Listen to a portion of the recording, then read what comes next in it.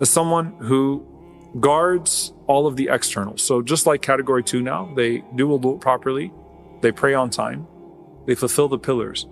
And this is a person who spends the salah busy struggling against the distractions of the shaitan, but they never actually get focus.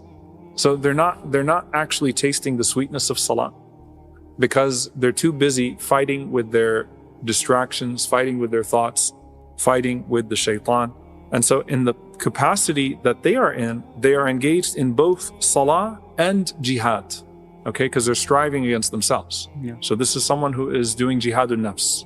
I'm trying and I'm frustrated because I'm not tasting the sweetness of my salah, but I did everything right.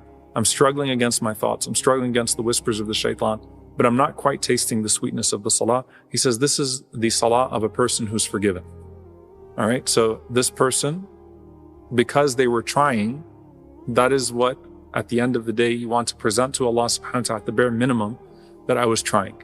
And so this is a person who will be forgiven.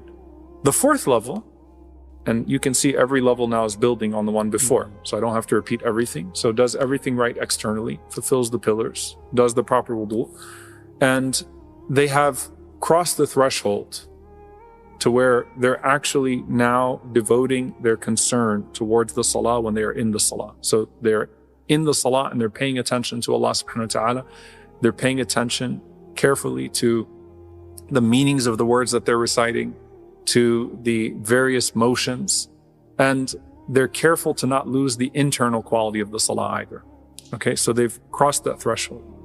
And he said, this is a person who will be rewarded for their salah on the Day of Judgment. Right? So it's not just that I won't be punished, that I passed an obligation, but this is a person who can expect the ajr on the Day of Judgment, the extra reward for their salah. That all that they did within the performance of their prayer will also yield some sort of a reward from Allah subhanahu wa ta'ala. So what would be the fifth one? That seems like the best one, right? He says the fifth one is just like the fourth one, but there's a key difference. This is a person who looks towards the salah with a heart full of anticipation, whose salah has become their greatest relief in life, whose salah is their joy. And so when they go into their salah, all of the preoccupations and the thoughts and the distractions, they melt, they vanish in this conversation between that abd and Allah subhanahu wa ta'ala, between that slave and Allah. May Allah grant us this prayer. Allahumma ameen. The veil between that person and the Lord has been lifted. And he says that the difference between this person and the others in respect to their salah, meaning category 5 versus the others, is like the distance between the heavens and the earth.